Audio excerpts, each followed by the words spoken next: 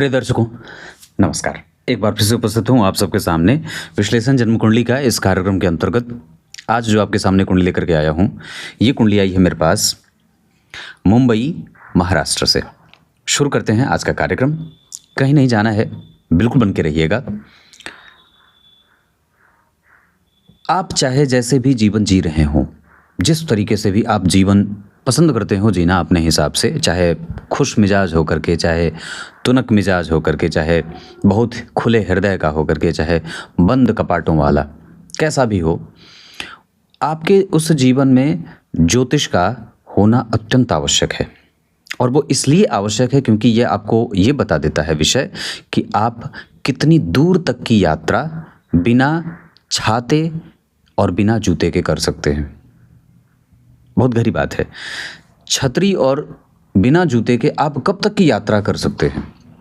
उसके बाद आपको कब अपने शरीर को बलवान बनाने की आवश्यकता है, कब आपको छतरी लगाने की आवश्यकता है, परिस्थितियां कब आपको ऐसे मोड़ पे लेके आएंगी जहां आपको मित्र भी आपके शत्रु बन जाएंगे और आपको बहुत ज़्यादा मजबूत ढाल की आवश्यकता होगी। शरीर का ऐसा कौन सा अंग है जो आपको कमज़ोर मिला है परमात्मा के द्वारा या फिर आपके कृत्य के द्वारा। दूसरा कि हम किन किन विषयों पे सबसे ज़्यादा ध्यान दे सकते हैं, हमारा करियर किस तरफ जा सकता है, हमारे माता पिता के साथ संबंध हमारे कैसे होने चाहिए। इन सभी तमाम प्रकार के जो, ये तो सामान्य सी बात है जो आपको कुंडली से समझ में आता है। इस वजह से ही कि आप अगर राजा बनना चाहते हो, आप महाराजा बनना चाहते हो, आप प्रधानमंत्री बनना चाहते हो, तो आपको निश्चित रूप से अपने जीवन में एक सलाहकार के रूप में ज्योतिषी को रखना चाहिए। दूसरा कि ज्योतिषी भी ऐसा हो जो सही मार्ग बताए बिना किसी लालच से युक्त हुए। आप अगर लालच से युक्त होकर के कोई परिणाम किसी को बता रहे हैं या सुना रहे हैं या किसी को प्रसन्न करने के लिए किसी भी प्रकार का फलादेश कर रहे हैं, इसका अर्थ है कि वो दोष आप पे जाएगा और उसका दंश आपको झेलना पड़ेगा। सामने वाले को बिना समझे बिना जाने आप चुपचाप अपनी कुंडली के सिद्धांतों को और कुंडली के फलादेश को जो भी आपने गुरुजनों से प्राप्त किया है उसे सटीकता से बताने की पूरी कोशिश करें। ब्रह्मा न बने और न बनने की कोशिश करें। आइए शुरू करते हैं आज का कार्यक्रम। कहीं नहीं जाना है, बिल्कुल बन के रहिएगा। कुंडली विश्लेषण में सबसे ज़्यादा आवश्यक जो चैप्टर होता है वो मेरे हिसाब से पंचांग का होता है और बिना पंचांग का समग्र रूप से अध्ययन किए आप आगे ना बढ़ें। तो सबसे पहले जन्म हुआ है मार्गशीर्ष माह में। ऐसे लोग जो मार्गशीर्ष माह में जन्मे होते हैं वो थोड़ी बहुत मूर्खता कभी कभी करते हैं और वो बहुत ज़्यादा दूसरों पर विश्वास करके अपना नुकसान भी उठा लेते हैं। इस वजह से हमें इस बात का ध्यान रखना होगा कि हमारा विश्वास हमारे ही लिए है, कहीं खतरा तो नहीं बन रहा है। जन्म हुआ है उत्तरायण शिशिर ऋतु कृष्ण पक्ष की प्रतिपदा तिथि आर्द्रा नक्षत्र में।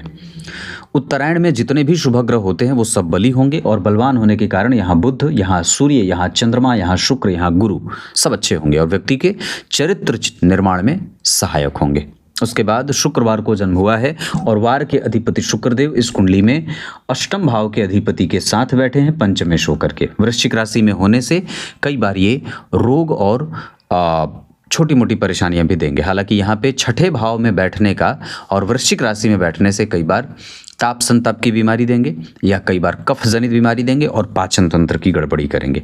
यहाँ वो किसी भी शुभ ग्रह के प्रभाव में नहीं है बल्कि केतु की दृष्टि प्राप्त कर रहे हैं, तो पेट से संबंधित समस्या भी देखने को मिल जाएगी।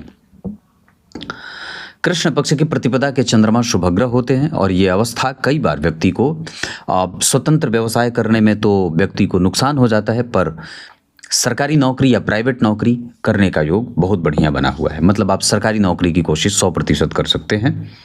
आर्द्रा नक्षत्र पे भगवान भोलेनाथ का प्रभाव होता है, तो ओम रुद्राय नमः इस मंत्र का जप करना चाहिए। पीपल के वृक्ष की जड़ अपने गले में रविवार को धारण करना चाहिए, चांदी की पुट्टिका में करके। दान पुण्य पूजा पाठ भगवान शिव की खूब पूजा करनी चाहिए। सफ़ेद चंदन शिव जी पे भी लगाइए। आप खुद भी अपने मस्तक को सफ़ेद चंदन से विराजमान रखें, है ना। दूसरा कि जितना ज़्यादा हो सके नियमित दिनचर्या का पालन करें। घर में धूनी जलाएं, जैसे कपूर हो जाए, तिल हो जाए, गोबर गाय का कंडा आदि आदि। ये करना चाहिए। शिव जी को कर्पूर, चंदन और केसर, इन तीनों का एक साथ लेप भगवान शिव पे अर्पित करें। केसर और चंदन का तो आनंद ही अलग होगा। ये इतनी सारी चीज़ें हैं। उसके बाद शुक्ल योग में जन्म हुआ है, ये बहुत शुभ योग होगा। शूद्र वर्ण है और मनुष्य गण है, तो शूद्र वर्ण के कारण व्यक्ति में तमस तत्व की प्रधानता होगी और मनुष्य गण के कारण व्यक्ति में कभी कभी ईर्ष्या भी है, कभी द्वेष भी है। हालांकि व्यक्ति बहुत ही सपाट हृदय का है, उसमें जरा भी किसी के प्रति कोई वैर भाव नहीं होगा और वो जब तक किसी से धोखा नहीं खाता है तब तक उस पर विश्वास करता रहता है। पर अच्छी बात नहीं है कि हम जब तक धोखा ना खाएं तब तक उस पर विश्वास करते रहें। हो सकता है कि वो व्यक्ति कभी भी उसका स्वरूप आपके सामने दिखाना ही नहीं चाहे या आप उसे समझ ना पाएं। इस वजह से कि चूंकि ये मिथुन राशि और मिथुन लग्न की कुंडली बनी है तो सफलता तो 1000% सिद्ध हो जाती है।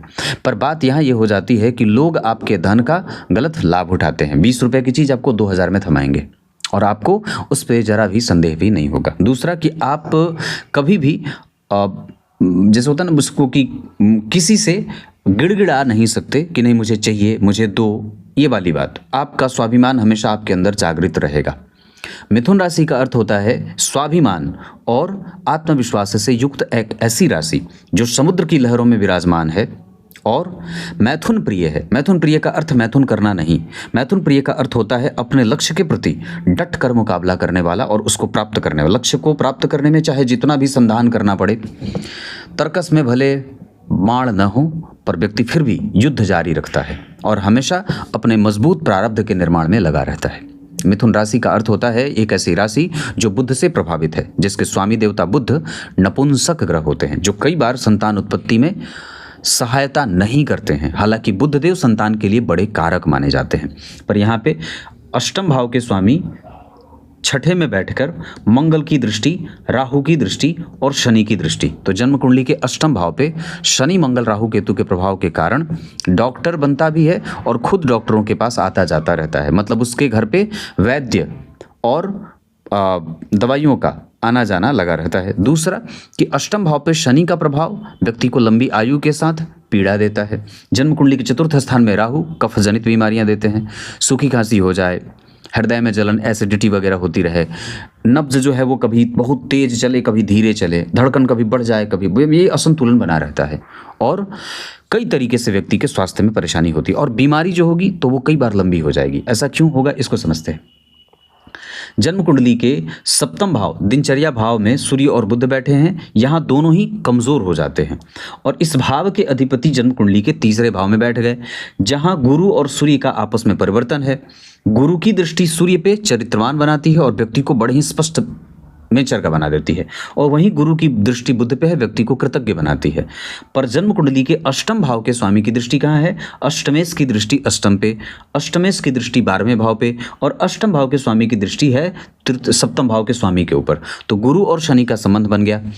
तो जब जब अष्टमेश जहाँ कहीं देखेंगे तो गुरु है आकाश तत्व के ग्रह और शनि है वायु तत्व के ग्रह। तो इन दोनों के मेल के कारण कई बार व्यक्ति को बीमारियां उपटती रहती हैं। एक पक्ष और भी होगा कि चूंकि चंद्रमा यहाँ राहु और केतु के मध्य में उलझ रहे हैं, इस वजह से कई बार व्यक्ति को स्वास्थ्य से संबंधित समस्या देखने को मिलती है। दूसरा, अष्टम भाव में, छठवें भाव में, रोग भाव में वृश्चिक राशि के शनि और वृश्चिक राशि के शुक्र, कई बार ये रोग सूचक राशि होने के कारण रोगों से व्यक्ति को जोड़ देती है।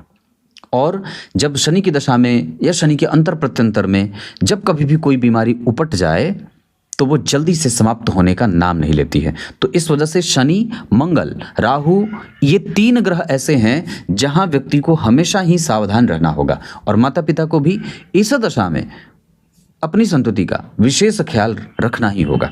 अन्यथा कई बार चोट चपेट की घटनाएं, छोटी बात भी कई बार बड़ी बन जाती है। हार्मोनल डिसबैलेंस होता है, पेट में गड़बड़ी होती है, पाचन तंत्र में परेशानी होती है, एसिडिटी, कब्जियत और श्वास से संबंधित अस्थमा आदि बीमारियां हो जाती हैं। कई बार ताप संताप जैसे बुखार का लग जाना बहुत लंबे समय तक, ये सब चीज़ें देखने को मिलती हैं। तो कहने का अर्थ मेरा यह है, किसी भी अवस्था में जन्म कुंडली के अष्टम भाव पे शनि, मंगल, राहु और केतु का जाना आयु के साथ बीमारी अवश्य दे देता है। हाँ, और जन्म कुंडली में जो मंगल बैठे हैं वो तुला राशि के बैठे हैं, जहाँ शनि वक्री नहीं है लेकिन पीछे राहु बैठे हैं। इस वजह से कि व्यक्ति की कुंडली में मंगल तुला राशि के बैठे हैं तो गर्भपात की समस्या भी कई बार बन जाती है। इस वजह से अनियमितता से संबंधित अगर कोई भी परेशानी हो तो तुरंत ही डॉक्टर या इलाज की आवश्यकता होगी, अन्यथा उसे नज़रअंदाज करने पे कई बार गर्भ ठहरने में दिक्कत भी होती है, ऐसा भी हो सकता है। अब मैं आपका ध्यान, ये तो पंचांग पे ही था अभी, नवमांश चक्र में देखिएगा तो मकर राशि की कुंडली बनी है, जहां मकर राशि मकर लग्न, मिथुन राशि मिथुन लग्न, लग्न पे शनि की दृष्टि और बुध की दृष्टि लग्न पे। यहाँ लग्नेश शनि थे, लग्न को देख रहे थे, यहाँ लग्नेश बुध थे, लग्न को देख रहे थे, यहाँ लग्नेश बुध हैं, यहीं बैठे हैं, यहाँ भी चंद्रमा लग्न में, यहाँ भी चंद्रमा लग्न में और यहाँ भी चंद्रमा लग्न में। चंद्रमा क्या है? इमोशन। चंद्रमा क्या है? शुद्ध। चंद्रमा क्या है? बिल्कुल ही निश्चल। आपको बड़ा अजीब लगेगा पर इनके पिता ने यही प्रश्न पूछा है, मेरी बिटिया मन की बड़ी साफ है, और वो जल्दी ही किसी पे विश्वास कर लेती है। उसके मन में जरा भी कोई राजनीति नहीं है, डिप्लोमेसी नहीं है, वो बिल्कुल ही सपाट हृदय की, बहुत ही कोमल और बिल्कुल ही एकदम स्वच्छ हृदय वाली है। अब जरा सोचिए कैसा क्यों है। जो बेवकूफ़ ये कहता होगा कि ज्योतिष जैसा कोई विषय नहीं होता है, तो चंद्रमा को लग्न में लिखने का या चंद्रमा के लग्न में बैठने का यही प्रतिफल होता है कि व्यक्ति बहुत ज़्यादा साफ हृदय का होगा। और व्यक्ति के पिता ने, इस जातिका के पिता ने यही प्रश्न पूछा है कि ये इतनी स्पष्ट हृदय की क्यों है, ये बहुत ही एनर्जेटिक है, वो क्यों है। और तो जन्म कुंडली में जरा ध्यान से देखें तो लग्न में चंद्रमा यहाँ भी, लग्न में चंद्रमा यहाँ भी, लग्न में चंद्रमा यहाँ भी। व्यक्तित्व तो अच्छा क्यों है? क्योंकि लग्नेश लग्न को देख रहे थे यहाँ भी, लग्नेश लग्न को देख रहे थे यहाँ भी, और यहाँ भी लग्नेश लग्न में भी बैठे थे। और चंद्रमा हर जगह बलवान होके बहुत अच्छी स्थिति में बैठे हैं, तो व्यक्ति सुंदर है, राजकुमारियों के जैसी सुंदरता प्राप्त करने वाली, सबके बारे में अच्छा व्यवहार रखने वाली और बहुत ही सपाट हृदय का। ये इस वजह से तो आपको, मुझे पूरा विश्वास है कि आपको आपके इस प्रश्न का उत्तर मिल गया कि आपकी बिटिया क्यों ही स्पष्ट हैं और क्यों अच्छी हैं। अच्छी हैं पर उस अच्छाई का समाज गलत इस्तेमाल ना करे, इस वजह से आपको उन्हें थोड़ी सी समझदारी भी देनी होगी, क्योंकि संपूर्णतया अमृत दवाइयाँ आपके घर पे या दुकान पे सारे लाभ वाले ही रखे जाते हैं। जितनी भी दवाइयाँ होती हैं सब किसी न किसी बीमारी में काम आती है, लेकिन इसका अर्थ ये नहीं है कि आपको अगर बुखार लगेगा तो आप कोई भी दवाई जा करके कहेंगे कोई भी दवाई दो, सारी तो दवाइयाँ ही हैं। अच्छाई बहुत आवश्यक है, इससे व्यक्ति का नुकसान नहीं होता है, अपने लिए उसका नुकसान नहीं होता, पर यह अच्छाई सामने वाले के दृष्टि में अगर पड़ जाए और वो सामने वाला अगर आपसे उसका लाभ लेने लगे तो फिर आप उसकी भरपाई भी कई बार नहीं कर पाते हैं। इस वजह से किसी पर विश्वास करने से पहले, अपने मन की बात को बहुत जल्दी सरलता से किसी को बताने से पहले, अपनी राजनीति और दूसरों की राजनीति में कमजोरी आ जाने से पहले हमें अपने आप को प्रिपेयर करके रखना होगा, जहां मन, बुद्धि, चित्त एकदम भविष्य को समझने के लिए आतुर हो। कोई भी निर्णय लेना हो, हम बड़ों का आदर करके उससे इस बारे में पूछेंगे। मित्रता करनी हो, हम बहुत आसानी से उसे पूछेंगे। समय बिताना हो किसी के साथ, हम उससे भी पूछेंगे। और तब तक विश्वास नहीं करेंगे जब तक कि उम्र समाप्त न हो जाए। मैं ऐसा इसलिए कह रहा हूँ क्योंकि चंद्रमा, मैंने इस पे भी अपने मेन चैनल पे एक कार्यक्रम बनाया था जिसमें ये बात कही थी कि चंद्रमा इतने निश्चल स्वभाव वाले ग्रह होते हैं, इनके अंदर जरा भी वैर नहीं है किसी भी ग्रह के प्रति। इनके ही पुत्र बुध इन्हें अपना परम शत्रु मानते हैं, पर चंद्रमा उन्हें भी अपना मित्र बनाने के लिए हमेशा उतावले रहते हैं। और चंद्रमा इतने स्पष्ट ग्रह होते हैं, इतने शुद्ध ग्रह होते हैं, इतने पवित्र ग्रह होते हैं कि शनि जैसे विष वाले ग्रह, मंदगामी ग्रह से भी इस वजह से मैत्री कर जाते हैं, इस वजह से भी उसको पार कर जाते हैं ताकि उसका भी जो पराजित संज्ञा है वो नष्ट हो सके। जब आप ग्रहों का गोचर समझेंगे तो आपको ये बात समझ में आएगी। मैंने इस पे कार्यक्रम भी थोड़े दिन पहले बनाया था अपने मेन चैनल पे कि चंद्रमा किसी से भी वैर नहीं रखते, कोई भी इनका शत्रु नहीं है। जब ग्रह मैत्री आप पढ़ेंगे तब आपको समझ में आएगा कि चंद्रमा का कोई शत्रु नहीं है, ये सबको अपना मित्र मानते हैं। और जब जन्म कुंडली के लग्न में ही चंद्रमा विराजमान हो तो व्यक्ति के अंदर ममत्व है तो क्या आश्चर्य है। व्यक्ति अगर स्पष्ट हृदय का है तो कोई आश्चर्य नहीं है, व्यक्ति अगर चंचल है तो क्या है का आश्चर्य। दयालु है, स्पष्ट, बहुत अच्छा, मतलब आप इसकी जितनी प्रशंसा कर सकते हैं कम कर सकते हैं, कम ही होगी। लेखन अच्छा है, डिप्लोमेसी बिल्कुल भी नहीं है, राजनीति कहीं दूर दूर तक नहीं है, सुंदरता सबको प्रभावित करेगी, मुस्कान सबको अति प्रिय है, सबको साथ लेकर चलने का गुण और बल बहुत अच्छा है। इसके साथ एनर्जी लेवल बहुत अच्छी है, बस उसको सही दिशा में लेके जाने की आवश्यकता होगी। दिनचर्या बहुत अच्छी है, सदा हुआ है व्यक्ति। आश्रित्य चंद्रस्य बला बलानी ग्रहा प्रयक्षन्ति शुभाशुभानि।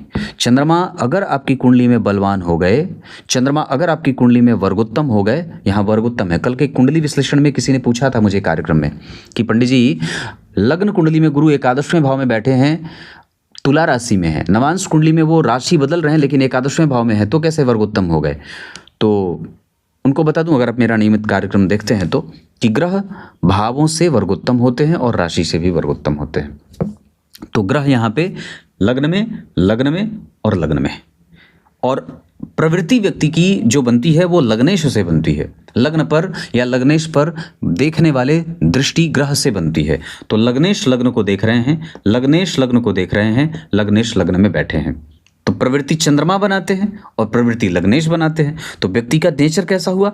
बड़ा ही साफ, बड़ा ही स्पष्ट और बड़ा ही बेहतरीन। तो आनंद आ जाता है ऐसे नेचर का देख करके, है ना। जहाँ व्यक्ति सेवा है, ममतामयी है, उसमें कोई वैर नहीं है।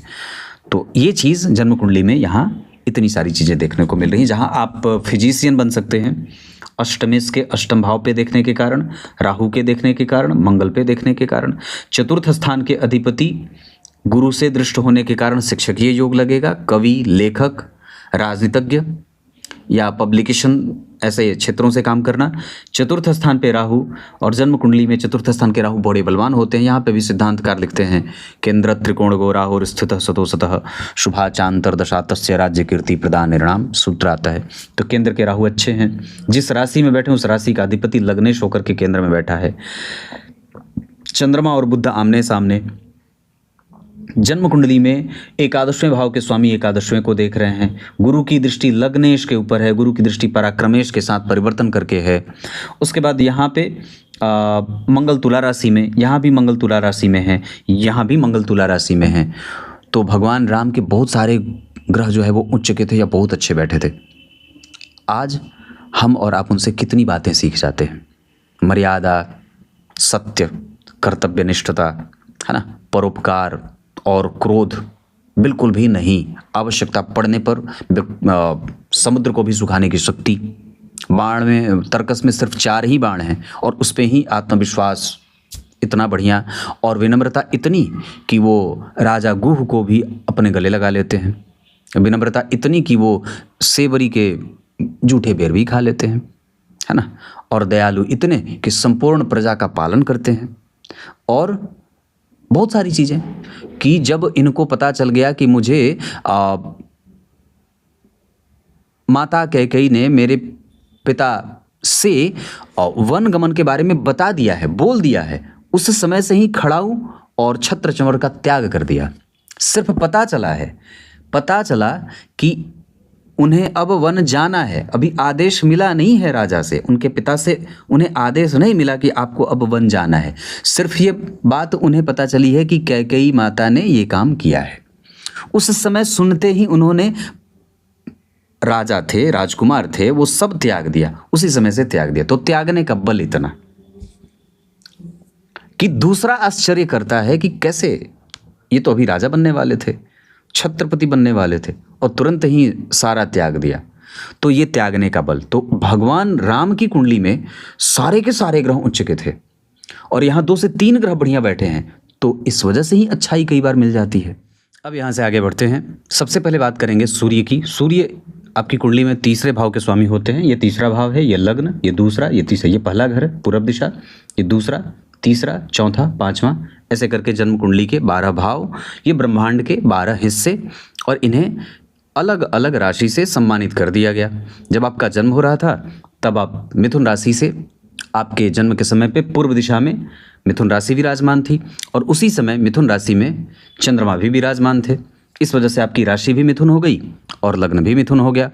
और सफलता के पैमाने यहीं से शुद्ध बुद्ध हो जाते हैं कि जब किसी भी जातक की कुंडली में लग्न का अधिपति वही ग्रह बनता हो जो राशि का स्वामी बनता है, दोनों एक ही ग्रह हो जाते हैं तो कुंडली सफल कही जाती है। एक सिद्धांत और भी होगा कि जन्म कुंडली के तीसरे भाव के अधिपति के ऊपर दशम भाव के अधिपति के साथ परिवर्तन हो रहा है। मतलब गुरु और सूर्य आपस में एक दूसरे की राशि में बैठे हैं। सिंह राशि के स्वामी सूर्य होते हैं, धनु राशि के स्वामी गुरु होते हैं, आपस में परिवर्तन कर रहे हैं। साथ ही साथ दशम भाव के स्वामी होकर के मित्र की राशि में बैठे हैं, अलग से परिवर्तन भी हो रहा है। इस वजह से व्यक्ति अपने माता और पिता का नाम रोशन करने वाला होता है। चरित्र का निर्माण इस वजह से सहायता करेगा, और चरित्र निर्माण इस वजह से मजबूत क्योंकि गुरु की दृष्टि सूर्य और बुध दोनों पे है। कृतज्ञता इसलिए ज़्यादा अच्छी क्योंकि गुरु की दृष्टि बुध पे है। व्यक्ति अच्छे और बुरे लोगों में पहचान इसलिए नहीं कर पाता है क्योंकि चंद्रमा और बुध आमने सामने हैं। सफोकेट होना, बार बार एक ही गलती कर जाना क्योंकि चंद्रमा से राहु और केतु केंद्र में है। स्वास्थ्य में कमजोरी राहु के कारण, पेट में कमजोरी मंगल के कारण, लंबी बीमारी का खतरा शनि मंगल राहु के कारण। अब जरा ध्यान से देखें तो सूर्य बैठे हैं 9 अंश के 18 कला के साथ मूल नक्षत्र में, और व्यक्ति को पराक्रमी और एनर्जेटिक प्लेनेट है। यहाँ पे एक तो जरा ध्यान से देखें तो काल पुरुष की जो कुंडली बनती है वो मेष लग्न की बनती है। मेष लग्न 1 नंबर लिखा होता है यहाँ पे, और तीसरे नंबर की राशि यहाँ बनती है। तो जो तीसरे भाव में राशि बननी थी वो लग्न में बन गई, और तीसरे भाव के स्वामी जो इस कुंडली में बने हैं वो लग्न को देख रहे हैं। तो चंद्रमा एनर्जी जो तुरंत बदल जाते हैं, एक जगह स्थिर नहीं रहते, और गुरु सूर्य पे देख रहे हैं। मतलब पराक्रम सही है, कोई गलत जगह पे नहीं है, लेकिन पराक्रमी क्यों है, एनर्जेटिक क्यों है? क्योंकि दृष्टि लग्न पे लग्नेश की है और लग्न पे सूर्य की है, और लग्न में ही चंद्रमा जैसा गतिशील ग्रह बैठा है। दूसरा, व्यक्तित्व क्यों अच्छा? क्योंकि गुरु की दृष्टि सूर्य पे, ये मैं बता चुका हूं। चंद्रमा जन्म कुंडली में 10 अंश पे बैठे हैं, आर्द्रा नक्षत्र में, शिव जी की पूजा करनी होगी। मंगल जन्म कुंडली में तुला राशि में बैठे हैं। जिस राशि में बैठे हैं तुला राशि में, उसका अधिपति भी शुक्र के साथ परिवर्तन, मंगल और शुक्र का। मंगल की राशि में शुक्र, शुक्र की राशि में मंगल, तो मंगल और शुक्र का परिवर्तन, यानी कि एक राजयोग यहां बन गया, और गुरु और सूर्य का परिवर्तन, एक राजयोग यहां बन गया। लग्नेश लग्न को देख रहे हैं तो अपने आप में राजयोग हो गया, 3 राजयोग ऐसे ही बन गए। उसके बाद मंगल चित्रा नक्षत्र में अपने नक्षत्र में बैठ करके और अष्टम भाव पे देख रहे हैं, एकादशवें भाव पे देख करके व्यक्ति की इच्छाओं की पूर्ति करेंगे, और 12वें भाव पे देख करके व्यक्ति को गलत मैत्री में लेके जा सकते हैं। इस वजह से यहाँ पे सावधान रहना होगा। हालांकि चोट चपेट की घटनाएं इस कुंडली में हैं, तो कहीं भी ऊंचाई से खतरा, गहरे पानी का खतरा, विष वाले जानवरों का खतरा, और किसी भी अनजान व्यक्ति पे विश्वास करके खतरा मोल लेना, ये खतरा बना हुआ है। बुधदेव जन्म कुंडली में 28 अंश पे बैठे हैं, अमात्य कारक ग्रह होंगे, और सर्वाधिक अंशों के साथ बैठे हैं 28 अंश 51 कला के साथ आत्म कारक ग्रह हो रहे हैं सूर्य। दूसरे नंबर पे बुध, पहले नंबर पे गुरु बन रहे हैं आत्मकारक, दूसरे नंबर पे अमात्य कारक ग्रह के रूप में बुधदेव बन रहे हैं। मतलब सर्वाधिक अंशों के साथ गुरु विराजमान है, और दूसरे नंबर पे बुधदेव विराजमान है। लग्न पे बुध की दृष्टि व्यक्ति को चपल, चंचल, चालाक तो नहीं, पर सामान्यतया थोड़ा बहुत इतना नेचर दे देता है। दूसरा कि बुध इस कुंडली में लग्न को देख रहे हैं तो व्यक्ति को शार्प माइंड का बना रहे हैं। ग्रास्प कैपेसिटी अच्छी है, बहुत ज़्यादा इंटेलिजेंट बनाते हैं, गणना करने की शक्ति बहुत अच्छी है, भविष्य में झांकने की शक्ति बड़ी अच्छी है, और जितनी जल्दी व्यक्ति किसी भी चीज़ को समझता है, इनके उम्र के बच्चे का सही समझ पाए। तो ये जो बुद्धिमत्ता है, जो तर्क है, जो ज्ञान है, जो सूक्ष्म अन्वेषण है, जो रिसर्च है, जो वैज्ञानिक पद्धति से जीवन जीने का जो बल है, वो इसी सूर्य और बुध के कारण आया है। देवगुरु बृहस्पति आपकी कुंडली में आत्मकारक ग्रह हैं, 28 अंश 51 कला, उत्तरा फाल्गुनी नक्षत्र में बैठे हैं, और सूर्य जन्म कुंडली में सप्तम भाव में लगभग मृत्यु के घर में बैठे हैं। सप्तम भाव यानी कि पश्चिम दिशा, यहाँ पे लगभग सूर्य की मृत्यु हो जाती है। वस्तुतः वो होते नहीं हैं, पर पश्चिम दिशा में वो अस्त लगभग हो जाते हैं। अस्त भी नहीं होते, वो हमें दिखाई नहीं देते। इस वजह से यहाँ पे गुरु और सूर्य का प्रभाव सामान्यतया ठीक ठाक है, पर उतना ज़्यादा नहीं। अगर यही सूर्य बुध यहाँ बैठ जाते तो और भी अच्छी और सबसे उत्तम बात हो जाती। उसके बाद अगर बात करते हैं तो गुरु की, तो गुरु ठीक है, बढ़िया बैठे हैं, कोई खराबी नहीं है। शुक्रदेव जन्म कुंडली में वृश्चिक राशि में स्वास्थ्य से संबंधित समस्या 0 अंश पे वो भी बैठे हैं। इस कारण से व्यक्ति उतना ज़्यादा अनुभवी नहीं हो पाता है, या तमाम प्रकार की गलती करने के बावजूद बार बार रिपीटेशन में वही गलती करता रहता है, बार बार एक ही गलती करता रहता है। इस पे नियंत्रण स्थापित करने की आवश्यकता होगी और चीज़ों को बार बार पढ़ना होगा। शुक्रदेव के बाद शनिदेव की बात करते हैं तो 16 अंश के बैठे हैं, अपने ही नक्षत्र में बैठे हैं, और शुक्र विशाखा नक्षत्र में व्यक्ति को अनुभवी बना रहे हैं। होते नहीं हैं, अनुभवी बना रहे हैं, हमें बनना है, हमें बार बार वही गलती नहीं करनी है। शनिदेव लंबी बीमारी दे रहे हैं और कभी कभी छोटा मोटा आलस्य भी देते हैं। राहु आपकी कुंडली में बहुत अच्छी स्थिति में है। राहु को लेकर के मैं कोई ऐसा प्रभाव बुरा नहीं देख रहा हूं। लग्न कुंडली में आत्मकारक ग्रह गुरु बनते हैं। नवांश कुंडली में उस गुरु की राशि अपनी ही राशि में बन रही है। गुरु वहीं बैठे हैं अपनी राशि में, और ये अच्छी बात नहीं, सबसे ज़्यादा अच्छी बात हो जाती है कि लग्न कुंडली का आत्मकारक ग्रह जब उसका कारकांश चक्र बनाएंगे तो गुरु अपनी राशि में जा रहे हैं, और बुध के साथ बैठने से दाम्पत्य बहुत अच्छा बन जाता है। इस भाव के स्वामी छठे भाव के स्वामी छठे को देख रहे हैं। दशम भाव के स्वामी मंगल जन्म कुंडली में दशम में बैठे हैं वर्गोत्तम होकर के, इस वजह से एक अच्छा नेचर देंगे। मंगल लग्न पे देखेंगे, ये भी बहुत अच्छा होगा। शुक्र यहाँ बैठे हैं केंद्र के स्वामी होकर के, ये भी बहुत अच्छी बात है। लग्न इसके बारे में तो मैंने बताई ही है कि लग्न को देख रहे हैं, तो यहाँ पे शुक्र, यहाँ पे चंद्रमा और यहाँ पे मंगल का बैठना बड़ा बढ़िया होगा। कैसे? शुक्र केंद्र के स्वामी होकर के केंद्र में बैठे, मंगल केंद्र के स्वामी होकर के केंद्र में बैठे, और चंद्रमा केंद्र के स्वामी होकर के केंद्र में बैठे। चतुर्थ लग्न के स्वामी केंद्र के स्वामी होकर के केंद्र को देख लिए। 12वें के स्वामी होकर के गुरु 12वें भाव में बैठे हैं। छठवें भाव के स्वामी होकर के बुध छठे भाव को देख लिए। तो जहां सारे ही ग्रह अपनी राशि को देख रहे हों तो सारे ही ग्रह नवांश कुंडली में अर्थात प्राण चक्र में बलवान होंगे, और इस हिसाब से गुरु, बुध, चंद्रमा, शुक्र, शनि, मंगल और बाकी के जितने ग्रह बचते हैं, गुरु, सारे ग्रह आपकी कुंडली में आपके साथ खड़े होंगे। ईश्वर का बहुत आशीर्वाद है। दशमांश चक्र को समझें तो जन्म कुंडली के पंचम भाव के स्वामी चतुर्थ में, जन्म कुंडली के लग्न के स्वामी लग्न में, लाभ के स्वामी लग्न में, और साथ ही साथ पंचम के स्वामी शनि होते हैं, चतुर्थ में बैठ गए, और लाभ के स्वामी एकादशवें में शुभ ग्रह की राशि में बैठ करके जहां के लाभेश लग्न में बैठ गए, और नवम भाव के स्वामी एकादशवें में बैठ करके पंचम को देख लिए। पंचम भाव पे गुरु की दृष्टि, पंचम भाव पे राहु की दृष्टि, पंचम भाव पे शुक्र की दृष्टि, तो सारे ही ग्रहों का प्रभाव जन्म कुंडली के पंचम भाव पे आ रहा है। तो यश, मान, पद, प्रतिष्ठा, ये बहुत अच्छा होगा। मंगल यहाँ भी तुला राशि में, यहाँ भी तुला राशि में, यहाँ भी तुला राशि में, तो मंगल सबसे बलवान हो गए। चंद्रमा यहाँ भी लग्न में, यहाँ भी लग्न में, यहाँ भी लग्न में, चंद्रमा भी बलवान हो गए। गुरु यहाँ जन्म कुंडली में कहाँ बैठे थे? सिंह राशि में, यहाँ अपने नवांश में, तो इस वजह से यहाँ पे भी बात बन गई। सूर्य यहाँ पे कहाँ बैठे हैं जन्म कुंडली में? सूर्य जन्म कुंडली में मिथुन राशि में बैठे हैं। सूर्य यहाँ मिथुन राशि में बैठे हैं। अब जरा ध्यान से देखिए, तो सूर्य यहाँ बैठे हैं धनु राशि में, अपने से 7वें घर की यात्रा कर रहे हैं मिथुन राशि में बैठकर, तो सूर्य भी यश, मान, पद, प्रतिष्ठा देंगे। तो इस तरीके से कुंडली में जो ग्रहों का समायोजन हुआ है, जो सुनियोजित तरीके से परमात्मा ने आपके ऊपर आशीर्वाद दे करके ग्रह को बिठाया है, वो बड़ा ही उत्तम कोटि का बन रहा है। अब जरा ध्यान से देखिए, तो लग्न कुंडली का आत्मकारक के बाद अमात्य कारक ग्रह बुध धनु राशि में, और यहाँ वो धनु राशि में, तो लगभग 3 से 4 ग्रह आपकी कुंडली में वर्गोत्तम हो रहे हैं। तो इस हिसाब से इस कुंडली को किसी भी प्रकार से परेशान होने और डरने की कोई आवश्यकता नहीं है। दशमांश चक्र में गुरु का भाग्य में बैठना सप्तम भाव का स्वामी होकर के, और दूसरा कि जो ग्रह की स्थिति बन रही है, मैं जो देख रहा हूँ, गुरु की दृष्टि लग्न पे, लग्नेश पे, शनि केंद्र के स्वामी होकर के त्रिकोण में, या त्रिकोण के स्वामी होकर के केंद्र में, तो व्यक्ति को एक अच्छा खासा नेचर, जहाँ कंप्यूटर भी है और वैज्ञानिक पद्धति भी है, वैज्ञानिक बनना चाहते हैं वो बन सकते हैं, फिजिशियन बनना चाहते हैं, सर्जन बनना चाहते हैं, कुछ भी बनना चाहते हैं, किसी भी चीज़ के लिए अलग से हमें किसी की आवश्यकता नहीं है, किसी अत्यंत अतिरिक्त उपचार की भी कोई आवश्यकता नहीं है। बस आप अपने आप को समझिए कि आपके ऊपर परमात्मा की असीम कृपा बनी हुई है, और निश्चित रूप से ऐसी कुंडली को सर्वश्रेष्ठ कुंडलियों की श्रेणी में रखा जा सकता है। अब यहाँ से आगे बढ़ते हैं। ये कुंडली धन के मामले में, प्रतिष्ठा के मामले में, पराक्रम के मामले में, मानसिक सुख के मामले में, हाँ थोड़ा बहुत स्वास्थ्य के मामले में कमज़ोर रहेगी पंचम भाव के मंगल के कारण।